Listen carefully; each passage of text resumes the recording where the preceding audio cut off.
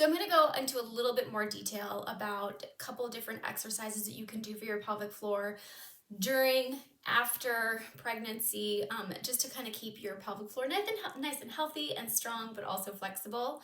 Um, I have been doing this for over 15 years now, and I was one of the people that was telling everyone to do like 100 Kegels at stoplights. You don't need to do that anymore. So as far as overall pelvic floor function and health, two exercises that I like to incorporate that I will link to underneath this video are just pelvic floor core breathing, or piston breathing if you follow Julie Wiebe, who's a pelvic floor PT in the US, and then the elevator exercise. So those are two ones that I like to do every day, just as like a test. If I have a client or myself, I'm experiencing any like pelvic floor dysfunction issues, to kind of keep the core pressure.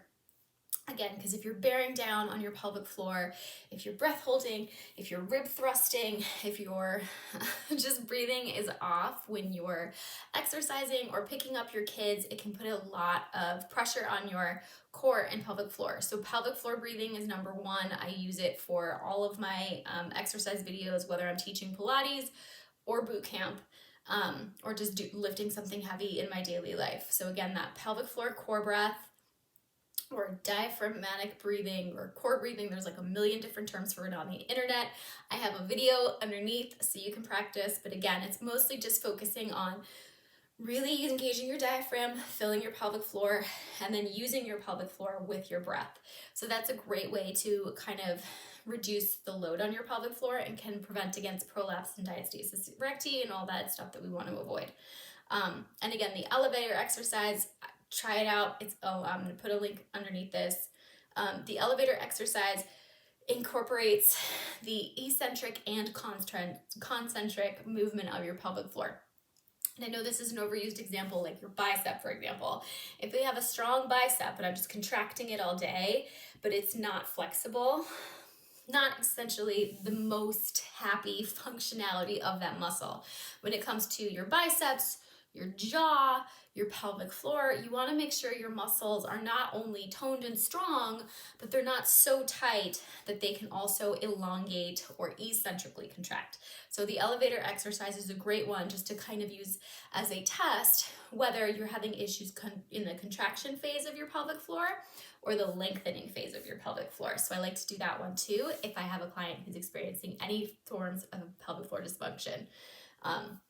So those are two things that you can do every day. And I just want to blanket this with everybody. I am not a doctor. This is not medical advice. If you are having any symptoms of pelvic floor dysfunction, if you're having incontinence, if you're having pain during sex, if you feel just overall pressure down there and you have a concern, go see a pelvic PT.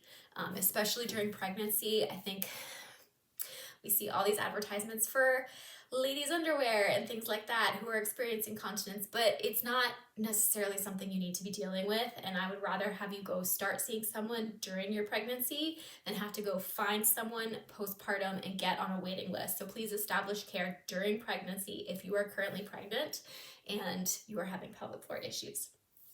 A couple other things that I think are really helpful to think about as far as when it comes to overall pelvic floor health and functionality is just exercise in general. Squats, as far as every single PT that I have interviewed over the course of my career working with prenatal and postpartum parents, is that squats are one of the most effective exercises for your pelvic floor because, again, it's focusing on the eccentric and concentric phases of actions of the pelvic floor, not necessarily involving Kegels. But so exercises like lunges, squats, deadlifts, great to incorporate for your pelvic floor, but just overall fitness in general is really helpful.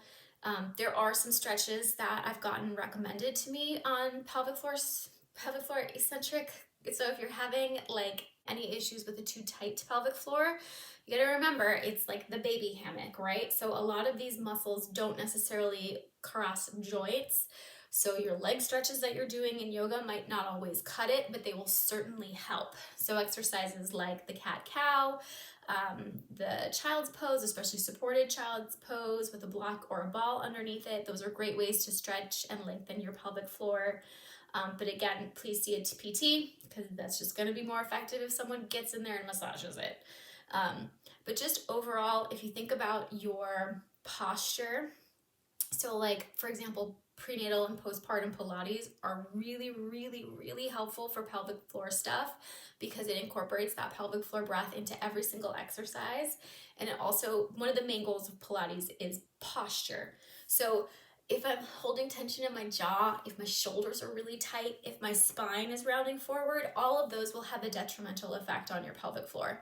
So just kind of lengthening, stretching, elongating, while you're still exercising and strengthening your overall muscle tone, or just another way to kind of daily incorporate pelvic floor health into your life. So those are 3, maybe 4 things. Again, you have the 2 exercises. I will link to the bottom in this on my blog and on my YouTube channel. So you can just go underneath this video for a little bit more information on how to do those. Stretching, Pilates, general fitness. And again, if you are having any forms of pelvic floor dysfunction, or if you're just worried about that in general, please go hire a women's health physio or pelvic floor specialist who can go in and actually give you a diagnosis and additional pieces to the puzzle that you might need that I can't do because I don't work with women on the inside. So anyway, I hope that helps. I hope that answers your question. If you have any additional questions for me about prenatal or postpartum fitness, please reach out. You can contact me directly at MomTrainer.com/contact or reach me on any of my social channels. I'm at the Mom Trainer, mostly on Instagram and Facebook. So yes, I hope that is helpful.